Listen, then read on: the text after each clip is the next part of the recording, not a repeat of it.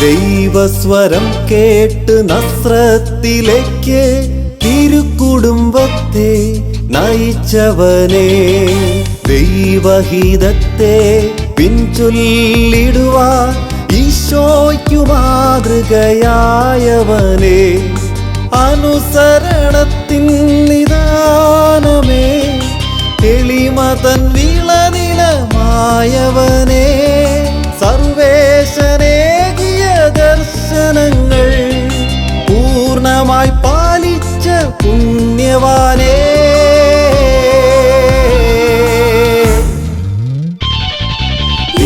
തിരുസഭാമാതാവിൻ പാലകനെ, മക്കളാം ഇവരെ നീ ഓർക്കണമേ.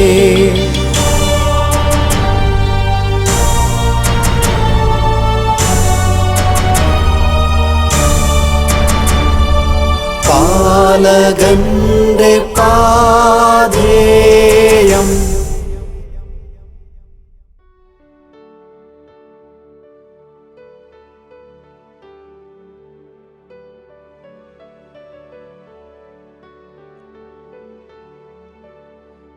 എല്ലാ നാമത്തിലും മേലായി ഞങ്ങൾ നിൻ തിരുനാമം വാഴ്ത്തിയിടുന്നു. എല്ലാ നാമത്തിലും മേലായി ഞങ്ങൾ നിൻ തിരുനാമം വാഴ്ത്തിയിടുന്നു. എല്ലാ മുഴങ്കാലും മടങ്ങിയിടുന്നു നിൻ മുൻപിലാദരവോടെ. ഓസ്തിയിൽ വാഴും ദൈവമേ, സ്നേഹത്തിൻ അവതാരമേ, ആത്മാവിൻ ഭോജനമേ, ആരാധനാ പാത്രമേ, ആരാധനാ പാത്രമേ.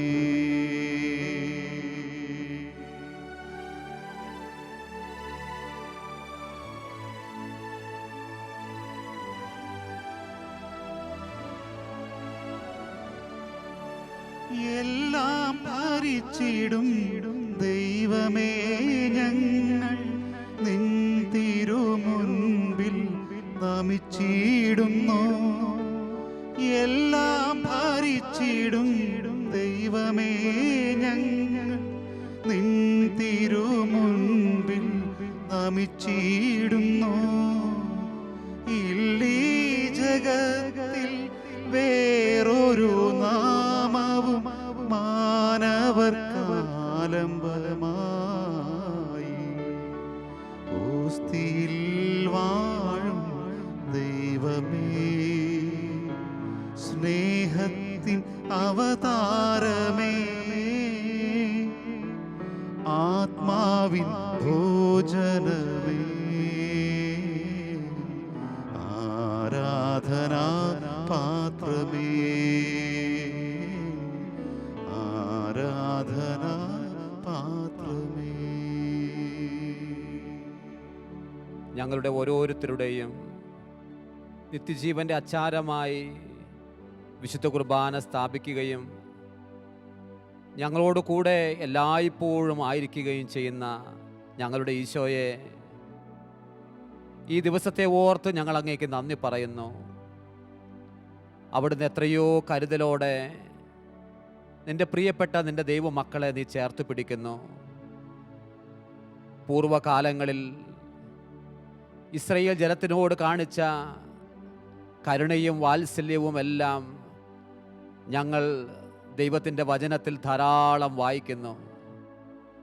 മാസായിലും എരീബായിലും ശുദ്ധജലം തെളിച്ചത്, മന്നായും കാടപ്പക്ഷിയും ധാരാളമായി വർഷിച്ചവരെ പോറ്റിയത്, ചെങ്കടൽ മറികടക്കാനും ജോർദാൻ്റെ താഴ്വര പിന്നിടാനും അനുവദിച്ചത്, ജെറീക്കോ കോട്ടകൾ മറികടക്കുവാൻ അനുവദിച്ചത്, യുദ്ധങ്ങളുടെയും ഭീഷണികളുടെയും മുമ്പിൽ ഇസ്രായേലിൻ്റെ ശക്തനായ ദൈവവുമായി നിലകൊള്ളുവാൻ അവർക്ക് കഴിഞ്ഞത്, ഇതാ ഈ നാളുകളിൽ തൻ്റെ ഏകസുതനായ യേശു ക്രിസ്തുവിലൂടെ സംസാരിക്കുന്ന ദൈവം ഇതാ ഞങ്ങൾക്കായി സമ്പൂർണമായി തരുന്നു. ഓ ഈശോയെ, ഞങ്ങൾ അങ്ങയെ ആരാധിക്കുന്നു, ഞങ്ങൾ അങ്ങയെ മഹത്വപ്പെടുത്തുന്നു. നിരന്തരം ഞങ്ങളെ പോറ്റുന്ന നിൻ്റെ സ്നേഹത്തിന്, നിൻ്റെ കരുതുന്ന കരങ്ങൾക്ക്, എപ്പോഴും ഞങ്ങൾക്ക് വേണ്ടി തുടിക്കുന്ന ഹൃദയത്തിന്, എല്ലായ്പ്പോഴും പാപങ്ങളിൽ നിന്ന് ഞങ്ങളെ പൊതിഞ്ഞു പിടിക്കുന്നതിന്, നിരന്തരം ഞങ്ങളെ വഴി നടത്തുന്നതിന്, ഓ ഈശോയെ, ഞങ്ങൾ അങ്ങേക്ക് നന്ദി പറയുന്നു. നന്ദി നിറഞ്ഞ ഹൃദയത്തോടെ ദൈവ തിരുമുമ്പിൽ നമുക്കായിരിക്കാം. ഈജിപ്തിൻ്റെ അടിമത്തത്തിൽ നിന്ന് വിടുവിച്ച ജനതയെ യഥാസ്ഥാനമായ കാനാൻ ദേശത്തേക്ക് ചേരും വരെയും വഴി നടത്തിയതുപോലെ തന്നെ ഈ ഭൂമിയിലെ നമ്മുടെ ജീവിതത്തിൽ നിരന്തരം വഴി നടത്തി സ്വർഗത്തിലേക്ക് നമ്മളെ കൂട്ടിക്കൊണ്ടു പോകുന്ന നമ്മുടെ കർത്താവിനെ നമുക്ക് ഓർക്കാം. നിരന്തരം നമ്മളെ പോറ്റുന്ന നമ്മുടെ കർത്താവിനെ നമുക്ക് ഓർക്കാം. അതെ, അവനെ ഓർക്കുന്ന ഹൃദയങ്ങളിലാണല്ലോ അവൻ വന്ന് ജീവിക്കുന്നത്. ഓ ദൈവമേ, നിൻ്റെ അനന്ത സ്നേഹത്തെ ഓർത്ത് നന്ദി പറയുന്നു. നിൻ്റെ വലിയ കരുതലിനെ ഓർത്ത് നന്ദി പറയുന്നു. ഒരിക്കലും ഉപേക്ഷിക്കാത്ത, ഒരിക്കലും മാറ്റി നിർത്താത്ത ആ സ്നേഹവും കരുതലും എല്ലാവർക്കുമായി തരണമേ. പ്രത്യേകിച്ചും പ്രായാധിക്യത്തിൻ്റെ വിഷമതകൾ മൂലം കഷ്ടപ്പെടുന്ന ഞങ്ങളുടെ എല്ലാ മാതാപിതാക്കളെയും സ്നേഹത്തോടെ അങ്ങയുടെ കരങ്ങളിലേക്ക് ഞങ്ങൾ തരുന്നു. ആരും ശ്രദ്ധിക്കാനില്ലാതെ വൃദ്ധമന്ദിരങ്ങളിലോ ജീവിതത്തിൻ്റെ ഏതെങ്കിലും തടവറകളിലോ ഒക്കെ കഴിയുന്ന എല്ലാ ദൈവമക്കളെയും സ്നേഹത്തോടെ ഞങ്ങൾ അങ്ങയുടെ മുമ്പിലേക്ക് ഞങ്ങൾ കൊണ്ടുവരുന്നു. കർത്താവേ, നിൻ്റെ കരുതുന്ന സ്നേഹം എല്ലാവർക്കും കൊടുക്കണമേ. നിൻ്റെ വാത്സല്യം എല്ലാവർക്കും കൊടുക്കണമേ. നീ എല്ലാവരെയും ചേർത്ത് പിടിക്കണമേ. ഈശോയിലേക്ക് നമുക്ക് നമ്മളെ തന്നെ സമർപ്പിക്കാം. സമ്പൂർണമായി നമുക്ക് അർപ്പിക്കാം. ദൈവത്തിൻ്റെ കരുണയ്ക്കായി നമുക്ക് നന്ദി പറയാം. സ്നേഹത്തിനായി നമുക്ക് നന്ദി പറയാം.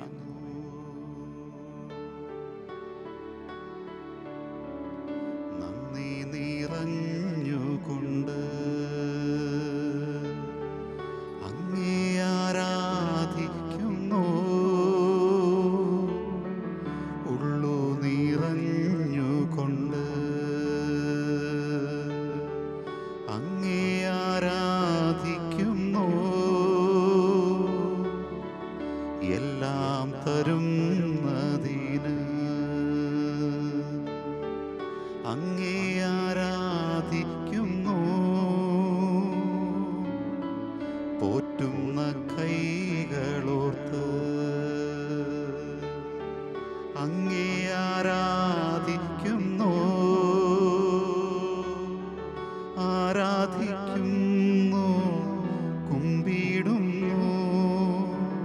ആരാധിക്കുന്നു, സ്തുതിക്കുന്നു. ആരാധിക്കുന്നു, കുമ്പിടുന്നു. ആരാധിക്കുന്നു, സ്തുതിക്കുന്നു. ഓ ഈശോയെ, ഞങ്ങളെ നീ നിരന്തരം കരുതുന്നുണ്ടല്ലോ.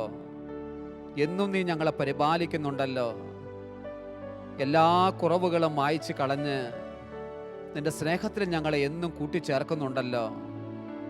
ഞങ്ങൾ വീണ് പോയാലും ഞങ്ങളെ തേടി നീ വരുന്നുണ്ടല്ലോ. നീ ഞങ്ങളെ ഉപേക്ഷിച്ച് കളയുന്നില്ലല്ലോ.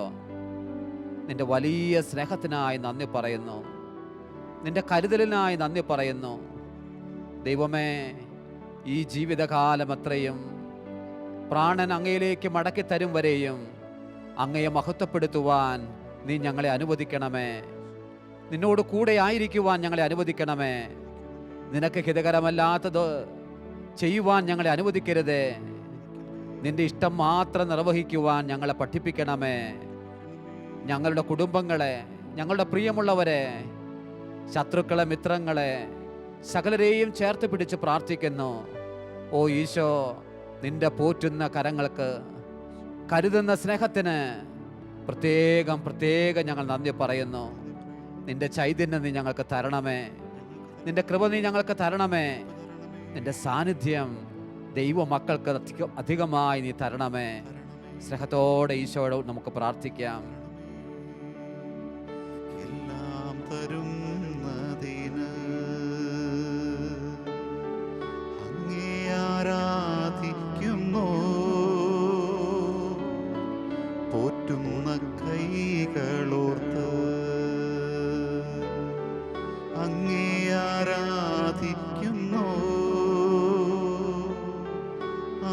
ആരാധിക്കുന്നു, കുമ്പിടുന്നു, ആരാധിക്കുന്നു, സ്തുതിക്കുന്നു, ആരാധിക്കുന്നു, കുമ്പിടുന്നു, ആരാധിക്കുന്നു, സ്തുതിക്കുന്നു. യേശുവിൽ ഏറ്റവും സ്നേഹമുള്ളവരെ, യൗസേപ്പ് പിതാവിനോടൊപ്പമുള്ള നമ്മുടെ ഈ ആത്മീയ യാത്രയുടെയും സമർപ്പണത്തിൻ്റെയും 27ാമത്തെ ദിവസമാണ് ഇന്ന്. ഈ ദിവസം ധ്യാനിക്കുന്നത് തിരുക്കുടുംബത്തിൻ്റെ തലവനായ യൗസേപ്പ്. ദൈവവചനം: പിന്നെ അവൻ അവരോടൊപ്പം പുറപ്പെട്ട് നസ്രത്തിൽ വന്ന് അവർക്ക് വിധേയനായി ജീവിച്ചു. ലൂക്കാ സുവിശേഷം 2-ാം അധ്യായം 51-ാം തിരുവചനം. സഹോദരങ്ങളെ, ഈ ദിവസം ഞാൻ നിങ്ങളോട് പങ്കുവെക്കുന്ന ഈ വിഷയം വളരെ ഗൗരവത്തോടെയും വളരെ പ്രാർത്ഥനാപൂർവവും നിങ്ങൾ സ്വീകരിക്കുമല്ലോ. നമുക്കറിയാം, കുടുംബത്തിന് ഒരു തലവനുണ്ട്, സഭയ്ക്ക് ഒരു തലവനുണ്ട്. തലവൻ ഇല്ല എങ്കിൽ തീർച്ചയായും ആ ഭവനം തകർന്നു പോകും. കുടുംബത്തിനൊരു തലവനുണ്ട്, അതുപോലെ തന്നെ മഹാകുടുംബമായ സഭയ്ക്കും ഒരു തലവനുണ്ട്, ഒരു തലവനുണ്ടാകണം. നാഥനില്ലാത്ത കളി എന്ന് പറയുന്നത് വല്ലാത്ത ഒരു കളിയായിരിക്കും. ഇതുകൊണ്ടാണ് പുരുഷനെ ദൈവം കുടുംബത്തിൻ്റെ നാഥനായി നിയോഗിച്ചിരിക്കുന്നത്. നാഥൻ എന്ന് പറയുമ്പോൾ ഓർക്കണം, അധികാരം പ്രയോഗിക്കാനോ കീഴ്പ്പെടുത്താനോ ദുരുപയോഗിക്കാനോ ഉള്ളതല്ല. ഉത്തരവാദിത്തം പൂർത്തിയാക്കാൻ കഴിയാത്ത ഒരു പുരുഷന് ഒരിക്കലും കുടുംബത്തിൻ്റെ തലവനായിരിക്കാൻ കഴിയില്ല. ഇന്ന് കുടുംബങ്ങളിൽ ആണുങ്ങളുണ്ട്, പക്ഷേ പുരുഷന്മാരില്ല. ഇന്ന് കുടുംബങ്ങളിൽ പലയിടത്തും ഭർത്താക്കന്മാരുണ്ട്, പക്ഷേ തലവന്മാരില്ല. ഇതേ പ്രശ്നം തന്നെ സഭയിൽ നമുക്ക് കാണാൻ കഴിയും. ആദ്യം നമുക്ക് യൗസേപ്പിലേക്ക് വരാം. യൗസേപ്പ് അന്ന് ഈശോയെ നഷ്ടപ്പെട്ട ദിവസത്തെക്കുറിച്ച് കഴിഞ്ഞ ദിവസങ്ങളിൽ നമ്മൾ കണ്ടല്ലോ. ഈശോ നഷ്ടപ്പെട്ട് കഴിഞ്ഞപ്പോൾ അവർ ദേവാലയത്തിൽ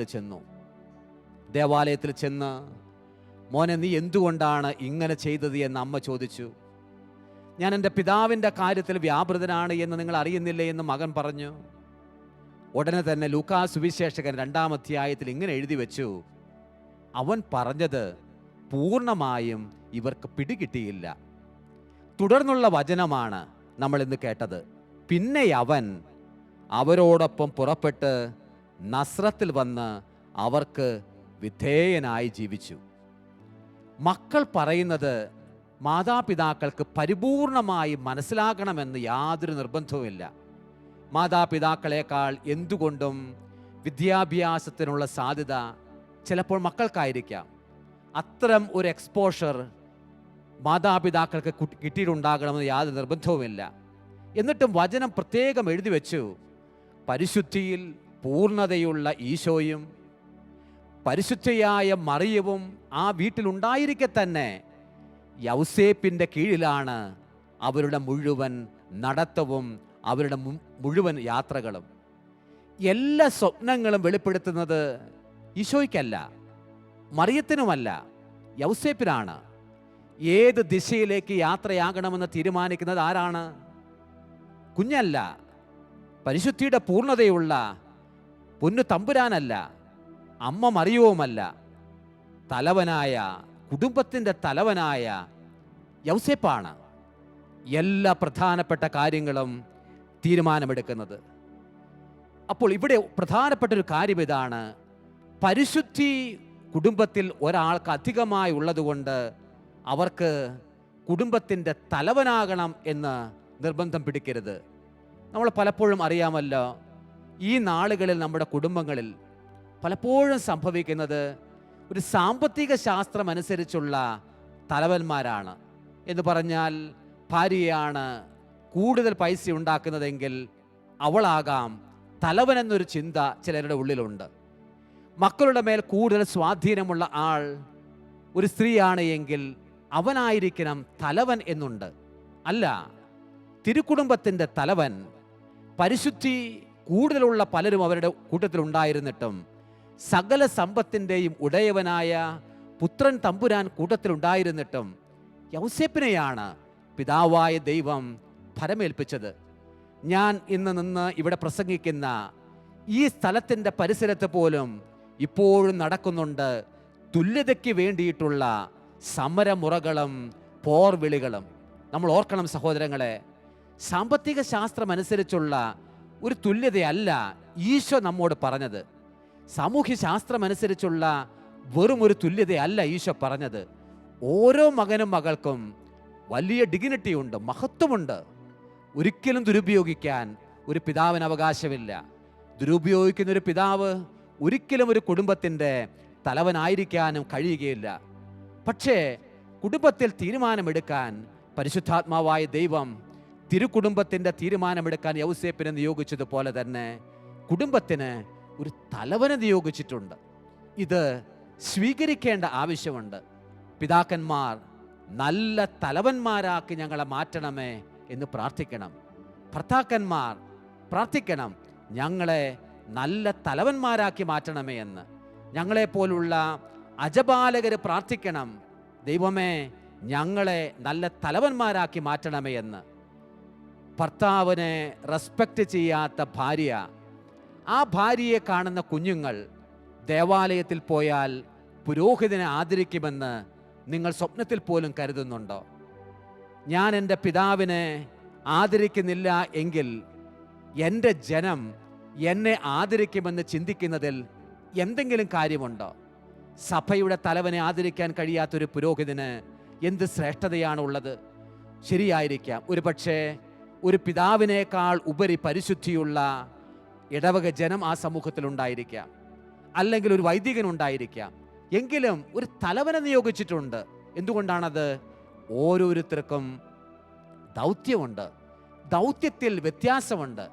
ആ വ്യത്യാസം നമ്മുടെ പരിശുദ്ധി നോക്കിയല്ല ദൈവം തീരുമാനിക്കുന്നത്, ദൈവത്തിൻ്റെ അനന്തമായ ഒരു പദ്ധതി അനുസരിച്ചാണ്.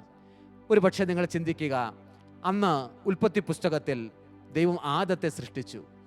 ആദത്തെ ഉറക്കി കിടത്തിക്കൊണ്ടാണ് ഹവ്വായെ അവൻ്റെ വാരിയലിൽ നിന്നും രൂപപ്പെടുത്തുന്നത്.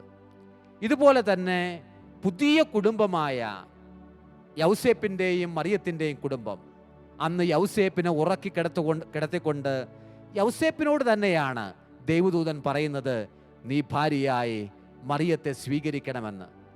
ആദ്യ പാപം ആരാണ് ചെയ്തത്?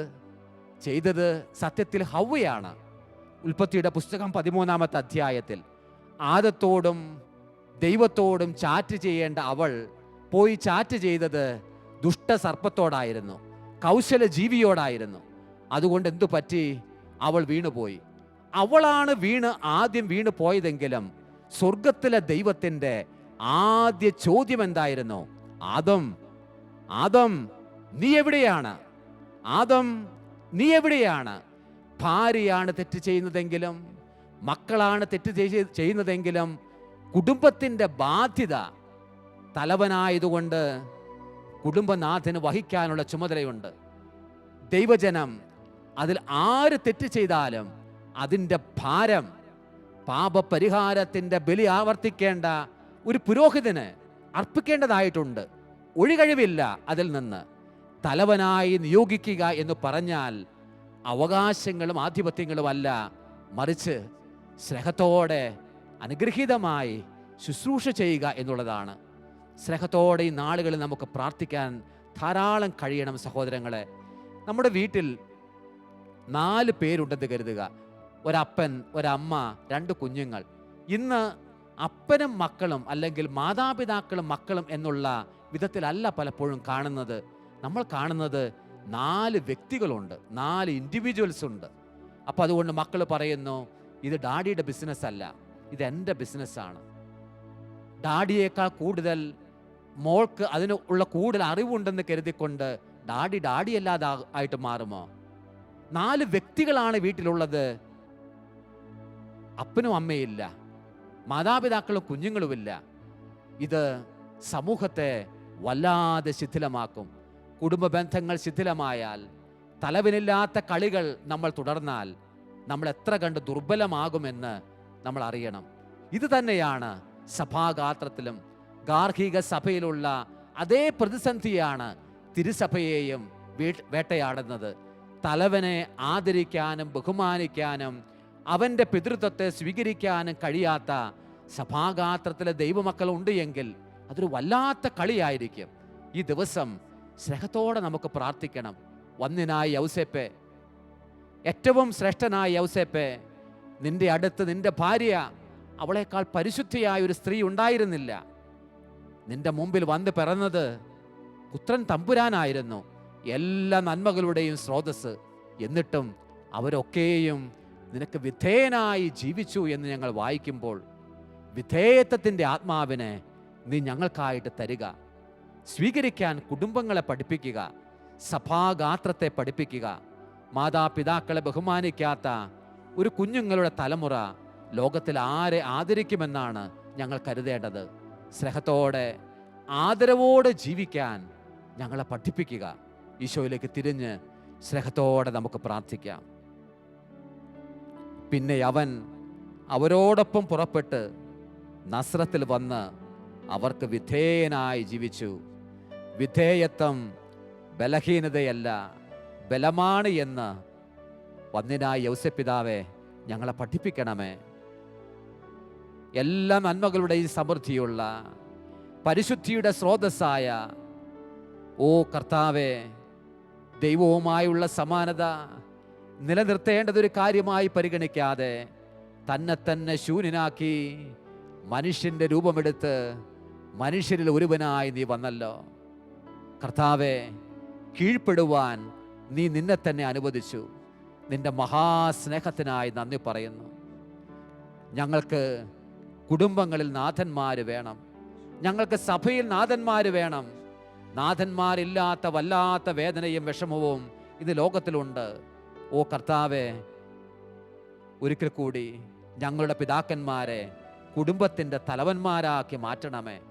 അതിനുള്ള കൃപയും ശക്തിയും എല്ലാ പിതാക്കന്മാർക്കും നീ കൊടുക്കണമേ. സ്നേഹത്തോടെ കൊടുത്ത് നമുക്ക് പ്രാർത്ഥിക്കാം. കുടുംബങ്ങൾ അനുഗ്രഹിക്കപ്പെടട്ടെ, ജീവിതങ്ങൾ അനുഗ്രഹിക്കപ്പെടട്ടെ. സ്നേഹത്തോടെ നമ്മൾ പ്രാർത്ഥിക്കുന്നു. അങ്ങേക്കു പ്രീതിതമായവ ചെയ്യുവാൻ ഞങ്ങളെ നീ തന്നെ അനുഗ്രഹിക്കൂ. അങ്ങേക്കു പ്രീതിതമായവ ചെയ്യുവാൻ ഞങ്ങളെ നീ തന്നെ അനുഗ്രഹിക്കൂ. അങ്ങേക്കു വേദന ചേർക്കുന്നതൊന്നുമേ ചെയ്യാതിരിക്കുവാൻ നീ തുണയ്ക്കൂ. അങ്ങേക്കു വേദന ചേർക്കുന്നതൊന്നുമേ ചെയ്യാതിരിക്കുവാൻ നീ തുണയ്ക്കൂ. സ്നേഹത്തോടെ നമ്മുടെ കുടുംബങ്ങളെയെല്ലാം ദിവ്യകാരുണ്യ യേശുവിൻ്റെ മുമ്പിലേക്ക് നമുക്ക് കൊടുക്കാം. ഭാര്യ ഭർത്താക്കന്മാരെ, കുഞ്ഞുമക്കളെ, പിതാക്കന്മാരെയും മാതാക്കളെയും അംഗീകരിക്കുന്ന കുഞ്ഞുങ്ങളെ, അംഗീകരിക്കാൻ കഴിയാത്ത കുഞ്ഞുങ്ങളെ, ആധിപത്യം മാത്രം പിതൃത്വമായി കണക്കാക്കുന്ന പുരുഷന്മാരെ എല്ലാം സ്നേഹത്തോടെ കർത്താവിൻ്റെ കരങ്ങളിലേക്ക് കൊടുത്ത് നമുക്ക് പ്രാർത്ഥിക്കാം. നല്ല കുടുംബങ്ങൾ ഞങ്ങളിൽ രൂപപ്പെടുവാൻ ഓ ഈശോയെ നീ അവസരമൊരുക്കണമേ. ഞങ്ങളുടെ കുടുംബങ്ങളെയെല്ലാം ആകാശമോക്ഷത്തിന് സമാനമുള്ള കുടുംബങ്ങളാക്കി നീ മാറ്റണമേ. സ്നേഹത്തോടെ നമ്മൾ പ്രാർത്ഥിക്കുന്നു. ഈശോയുടെ കൃപ കൊണ്ട് കുടുംബങ്ങളെല്ലാം നിറയപ്പെടട്ടെ. യേശുവിൻ മാധുര്യമേറും ഹൃദയമേ, നിൻ മുൻപിലാദരവോടെ നിൽപ്പൂ. യേശുവിൻ മാധുര്യമേറും ഹൃദയമേ, നിൻ മുൻപിലാദരവോടെ നിൽപ്പൂ. ഈ കുടുംബത്തിൻ്റെ ദൈവവും കർത്താവും അങ്ങാണെന്നേറ്റു ചൊല്ലുന്നു ഞങ്ങൾ. ഈ കുടുംബത്തിൻ്റെ ദൈവവും കർത്താവും അങ്ങാണെന്നേറ്റു ചൊല്ലുന്നു ഞങ്ങൾ. രക്ഷകന്റെ കാവൽക്കാരനും പരിശുദ്ധ കന്യകാമറിയത്തിന്റെ പങ്കാളിയുമായി ഔസേപ്പിതാവേ, അങ്ങേ കരങ്ങളിൽ ദൈവം തൻ്റെ ഏകജാതന ഫലമേൽപ്പിച്ചുവല്ലോ. മറിയം അങ്ങയിൽ വിശ്വാസമർപ്പിച്ചു. അങ്ങയോടൊപ്പം ക്രിസ്തു ഒരു സമ്പൂർണ്ണ മനുഷ്യനായി തീർന്നു. വാഴ്ത്തപ്പെട്ട ഔസേപ്പിതാവേ, ജീവിത പാതയിൽ ഞങ്ങളെ നയിച്ചുകൊണ്ട് ഞങ്ങൾക്കും അങ്ങൊരു പിതാവായിരിക്കണമേ. കൃപയും കരുണയും ആത്മധൈര്യവും ഞങ്ങൾക്കായി നേടിത്തരണമേ. എല്ലാ തിന്മകളിൽ നിന്നും ഞങ്ങളെ കാത്തുകൊള്ളുകയും ചെയ്യണമേ. ആമേൻ. കർത്താവെ അനുഗ്രഹിക്കണമേ. കർത്താവേ അനുഗ്രഹിക്കണമേ. മിശിഹായെ അനുഗ്രഹിക്കണമേ. മിശിഹായെ അനുഗ്രഹിക്കണമേ. കർത്താവെ അനുഗ്രഹിക്കണമേ. കർത്താവേ അനുഗ്രഹിക്കണമേ. മിശിഹായെ ഞങ്ങളുടെ പ്രാർത്ഥന കേൾക്കണമേ. മിശിഹായെ ഞങ്ങളുടെ പ്രാർത്ഥന കേൾക്കണമേ. മിശിഹായെ ഞങ്ങളുടെ പ്രാർത്ഥന കൈക്കൊള്ളണമേ. മിശിഹായെ ഞങ്ങളുടെ പ്രാർത്ഥന കൈക്കൊള്ളണമേ. സ്വർഗസ്ഥനായ പിതാവായ ദൈവമേ, ഞങ്ങളെ അനുഗ്രഹിക്കണമേ. ലോകരക്ഷകനായ പുത്രനായ ദൈവമേ, ഞങ്ങളെ അനുഗ്രഹിക്കണമേ. പരിശുദ്ധാത്മാവായ ദൈവമേ, ഞങ്ങളെ അനുഗ്രഹിക്കണമേ. ഏകദൈവമായ പരിശുദ്ധ ത്രിത്വമേ, ഞങ്ങളെ അനുഗ്രഹിക്കണമേ. പരിശുദ്ധ മറിയമേ, ഞങ്ങൾക്ക് വേണ്ടി അപേക്ഷിക്കണമേ. വിശുദ്ധ യൗസേപ്പേ, ഞങ്ങൾക്ക് വേണ്ടി അപേക്ഷിക്കണമേ. ദാവീദിന്റെ വിശിഷ്ട സന്താനമേ, ഞങ്ങൾക്ക് വേണ്ടി അപേക്ഷിക്കണമേ. പൂർവപിതാക്കന്മാരുടെ വെളിച്ചമേ, ഞങ്ങൾക്ക് വേണ്ടി അപേക്ഷിക്കണമേ. പരിശുദ്ധ കന്യകയുടെ നിർമ്മലനായ കാവൽക്കാരനെ, ഞങ്ങൾക്ക് വേണ്ടി അപേക്ഷിക്കണമേ. ക്രിസ്തുവിന്റെ സംരക്ഷകനെ, ഞങ്ങൾക്ക് വേണ്ടി അപേക്ഷിക്കണമേ. തിരുകുടുംബത്തിന്റെ നാഥനെ, ഞങ്ങൾക്ക് വേണ്ടി അപേക്ഷിക്കണമേ. എത്രയും നീതിമാനായ വിശുദ്ധ യൗസേപ്പേ, ഞങ്ങൾക്ക് വേണ്ടി അപേക്ഷിക്കണമേ. അത്യന്തം നിർമ്മലനായ വിശുദ്ധ യൗസേപ്പേ, ഞങ്ങൾക്ക് വേണ്ടി അപേക്ഷിക്കണമേ. ഏറ്റവും ജാഗ്രതയുള്ള വിശുദ്ധ യൗസേപ്പേ, ഞങ്ങൾക്ക് വേണ്ടി അപേക്ഷിക്കണമേ. അങ്ങേയറ്റം അനുസരണശീലമുള്ള വിശുദ്ധ യൗസേപ്പേ, ഞങ്ങൾക്ക് വേണ്ടി അപേക്ഷിക്കണമേ. ക്ഷമയുടെ ദർപ്പണമേ, ഞങ്ങൾക്ക് വേണ്ടി അപേക്ഷിക്കണമേ. ദാരിദ്ര്യത്തിന്റെ സ്നേഹിതനെ, ഞങ്ങൾക്ക് വേണ്ടി അപേക്ഷിക്കണമേ. തൊഴിലാളികളുടെ മാതൃകയെ, ഞങ്ങൾക്ക് വേണ്ടി അപേക്ഷിക്കണമേ. കുടുംബങ്ങളുടെ പിതാമഹനെ, ഞങ്ങൾക്ക് വേണ്ടി അപേക്ഷിക്കണമേ. കന്യകകളുടെ സംരക്ഷകനെ, ഞങ്ങൾക്ക് വേണ്ടി അപേക്ഷിക്കണമേ. കുടുംബങ്ങളുടെ ശക്തിയെ, ഞങ്ങൾക്ക് വേണ്ടി അപേക്ഷിക്കണമേ. വേദനിക്കുന്നവരുടെ ആശ്വാസമേ, ഞങ്ങൾക്ക് വേണ്ടി അപേക്ഷിക്കണമേ. രോഗികളുടെ പ്രത്യാശയെ, ഞങ്ങൾക്ക് വേണ്ടി അപേക്ഷിക്കണമേ. പിശാചുക്കളുടെ പേടി സ്വപ്നമേ, ഞങ്ങൾക്ക് വേണ്ടി അപേക്ഷിക്കണമേ. തിരുസഭയുടെ സംരക്ഷകനെ, ഞങ്ങൾക്ക് വേണ്ടി അപേക്ഷിക്കണമേ. മരിക്കുന്നവരുടെ ശരണമേ, ഞങ്ങൾക്ക് വേണ്ടി അപേക്ഷിക്കണമേ. ഭൂലോക പാപങ്ങൾ നീക്കുന്ന ദൈവത്തിന്റെ കുഞ്ഞാടേ, കർത്താവേ ഞങ്ങളുടെ പാപങ്ങൾ പൊറുക്കണമേ. ഭൂലോക പാപങ്ങൾ നീക്കുന്ന ദൈവത്തിന്റെ കുഞ്ഞാടേ, കർത്താവേ ഞങ്ങളുടെ പ്രാർത്ഥന കേൾക്കണമേ. ഭൂലോക പാപങ്ങൾ നീക്കുന്ന ദൈവത്തിന്റെ കുഞ്ഞാടേ, കർത്താവേ ഞങ്ങളെ അനുഗ്രഹിക്കണമേ. നമുക്ക് പ്രാർത്ഥിക്കാം. കർത്താവായ ഈശോയെ, അങ്ങയുടെ ഏറ്റവും പരിശുദ്ധയായ മാതാവിന്റെ വിരക്ത ഭർത്താവായ വിശുദ്ധ യൗസേപ്പിന്റെ യോഗ്യതകളാൽ ഞങ്ങൾക്ക് സ്വയം പ്രാപിക്കുവാൻ കഴിയാത്ത കൃപകൾ അങ്ങേയറ്റം അനുഗ്രഹിക്കപ്പെട്ട ഈ പുണ്യപിതാവിന്റെ മധ്യസ്ഥത്തിലൂടെ പ്രാപിക്കുവാൻ ഞങ്ങൾക്കിടയാക്കണമേ എന്ന് താഴ്മയോടെ ഞങ്ങൾ യാചിക്കുന്നു. നിത്യം പിതാവും പുത്രനും പരിശുദ്ധാത്മാവുമായ സർവേശ്വര എന്നേക്കും. ആമേൻ.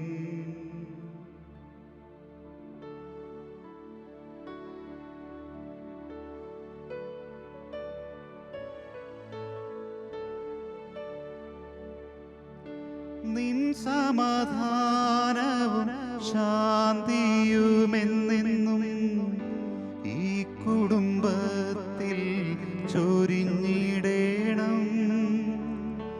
നിൻ സമാധാനവും ശാന്തിയുമെന്നെന്നും എൻ കുടുംബത്തിൽ ചൊരിഞ്ഞിടേണം.